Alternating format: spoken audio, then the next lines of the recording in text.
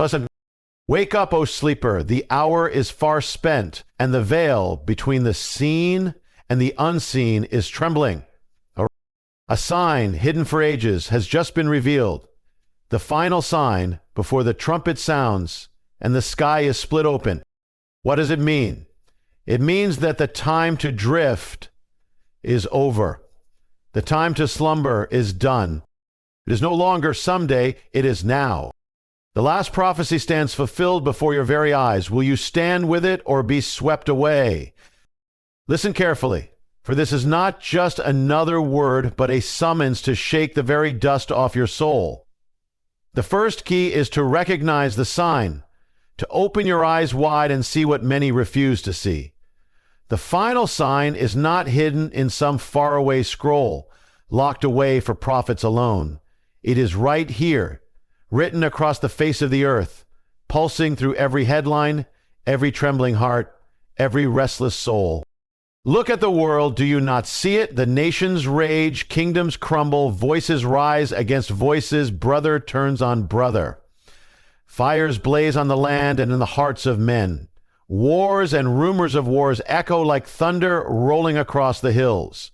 Children of light are mocked, truth is traded for lies, and good is called evil, while evil parades as good. These are not just the woes of history repeating themselves. They are the birth pangs. The shaking is not random. It is prophetic. The final sign was always meant to shake the foundations, so that what cannot be shaken would remain. But it is more than earthquakes and wars and pestilence. The deepest sign is closer than the news reports. It is inside you. It is that stirring you feel even now, that haunting sense that time is shorter than you want to admit, that the world is spinning out of control, that eternity is pressing against the walls of your daily routine. You know it, you feel it. The Spirit is whispering, awake, the hour is at hand. There was once a man who lived his life as if tomorrow would always come. A good man by the world's measure, full of good intentions, but always waiting for a better moment to turn back to the ancient path. He built barns, planned vacations, chased promotions. He knew the scriptures, but left them gathering dust. One night, he sat alone on his porch, the stars blazing like diamonds. He felt it, that same tug you feel now, that this world is not forever, that a trumpet would sound one day for him, whether he was ready or not. He promised himself, tomorrow I'll make things right. Tomorrow I'll bend my knee. Tomorrow I'll come home. But tomorrow never came for him. His breath left him like a whisper in the night, and all his barns, his plans, his excuses crumbled to ash. So open your eyes. Let that story break your heart awake. The sign is not just in the storm clouds gathering. It is in your heartbeat right now. Heaven is calling your name, shaking your walls, pounding at the door. Recognize it. Do not let your soul sleep while eternity stands at your doorstep. Let your spirit rise. Let your eyes see. Let your heart break so you can be made whole. For the last sign has appeared, and those who see it will never be the same again.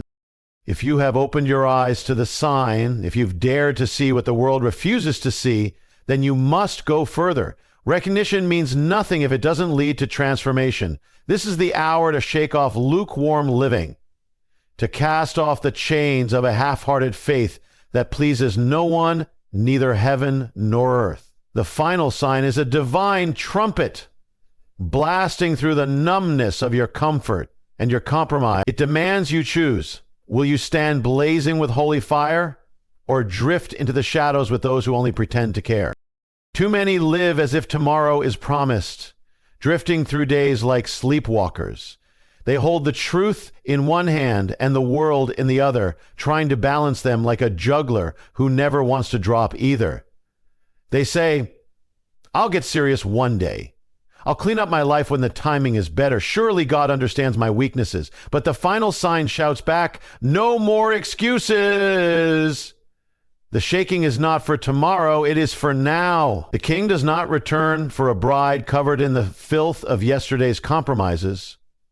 He returns for a people purified by fire, eyes set like flint, hearts beating with the urgency of eternity. Imagine a lamp with oil that has run dry. It still looks like a lamp, polished brass standing tall. But when the darkness comes, there is no flame. So many souls are like that lamp. Good on the outside, dead on the inside. But there was once a man, a simple farmer, whose life was full of distractions. Fields to plow, debts to pay, children to feed. He attended church, nodded at sermons, said his prayers half asleep. But one night a storm rose up. Thunder cracked like the voice of God. Lightning split the sky above his fields. He felt the fear of the Lord in his bones and fell on his knees in that storm, crying out, "No more games, no more tomorrow. Take all of me tonight." That storm broke him, but in that breaking, the oil flowed. His family saw the change. His neighbors saw the flame. And long after the storm passed, the fire never went out. This is what the sign demands of you, that you stop pretending to live for him while your heart is married to the world. Tear down the idols you keep hidden in secret places, the hidden sins, the compromise, the double life.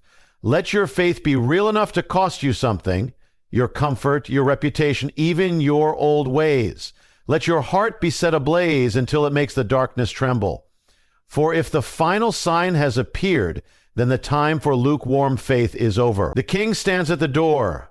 Will he find you watching, burning, ready, or will he find only the cold ashes of what could have been? The choice is yours, but the hour waits for no one. Shake off the dust, rise up with fire, and let the world see that you belong not to the shadows, but to the light. When you shake off the dust of lukewarm living, you will find that you can no longer walk the same roads you once did, because the path of the set apart is narrow, steep, and glorious. The final sign that has appeared is not just a call to wake up.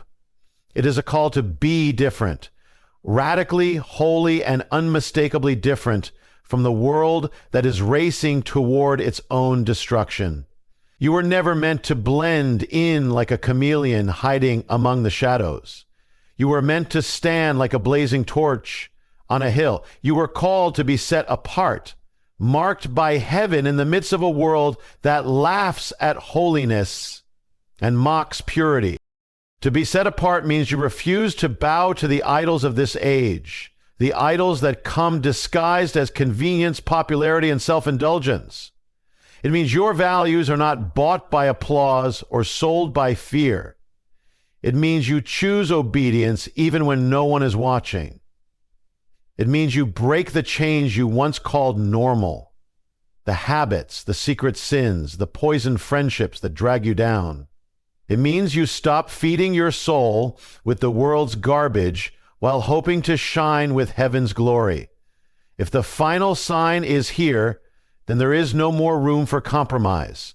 Your life must become an altar, your heart a sanctuary, your soul a blazing testimony that this world is not your home. There was once a young woman whose friends constantly pulled her into darkness. They laughed at purity, mocked faith, and made her feel foolish every time she tried to live differently. She wanted their approval so badly that she silenced her convictions and went along with their ways.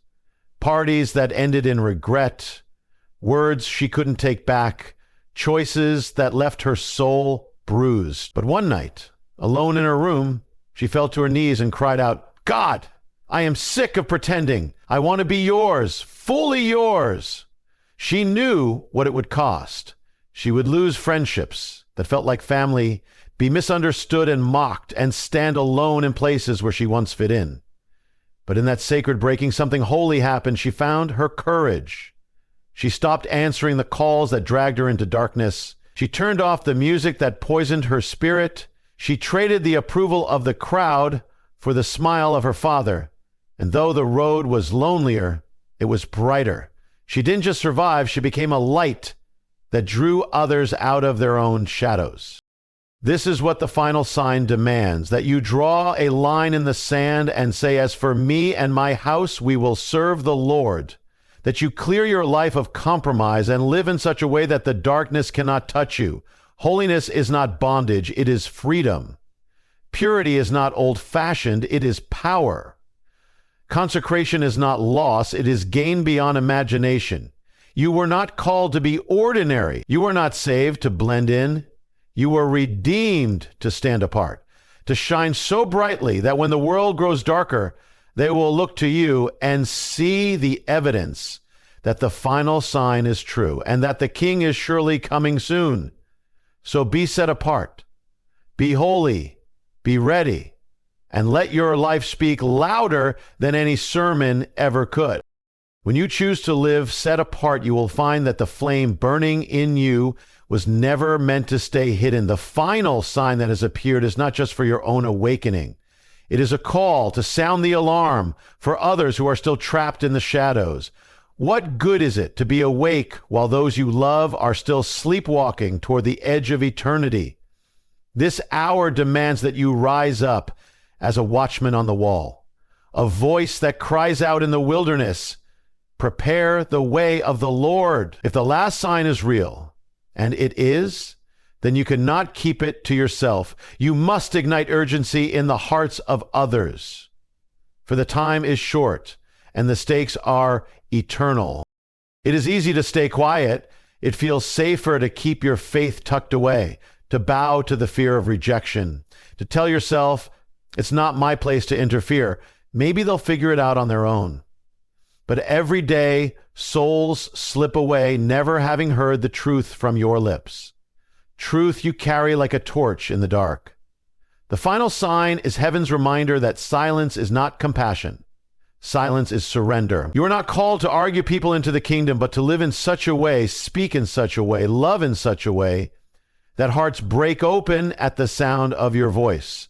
You carry the message of life, a message that can pull people from the brink of destruction into the arms of mercy.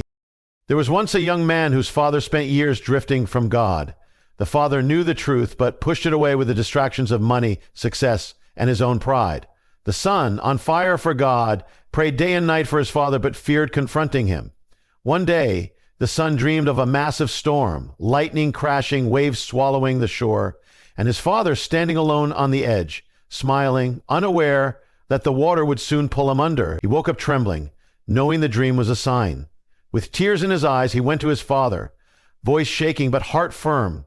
He spoke every word God had placed in him, not with judgment, but with the burning love of a son, desperate to see his father saved. The father hardened at first, but the words haunted him. Days turned to weeks, and in the secret place of his room, he fell to his knees and surrendered before it was too late. That father now stands in the same light he once mocked, all because a son refused to stay silent when the final sign came. If you believe this sign has appeared, then who must you reach? Who must you forgive? Who must you call home? Let go of pride. Let go of fear. Let the urgency of this hour break your heart for every soul around you. Speak to the prodigals. Intercede for the lost. Be relentless for your family, your friends, your neighbors, even your enemies. What you do in this final hour will echo into eternity. When the trumpet sounds, let it be known that you did not stand idly by while the world slept. Let heaven find you faithful, a voice crying out, a lamp blazing, a watchman on the wall, sounding the alarm until the last soul crosses from darkness into light. It's been quite the... Beloved, this is not the end of the world. It is the beginning of the kingdom. You were born for such a time as this, to stand, to shine, to be the sign yourself. Let the trumpet awaken you. Let the sign embolden you. Let your life testify that you were ready when the Master returned. The last sign is here. Now become the living prophecy. Go forth, and may it be said of you, they were found faithful, they were ready. Amen.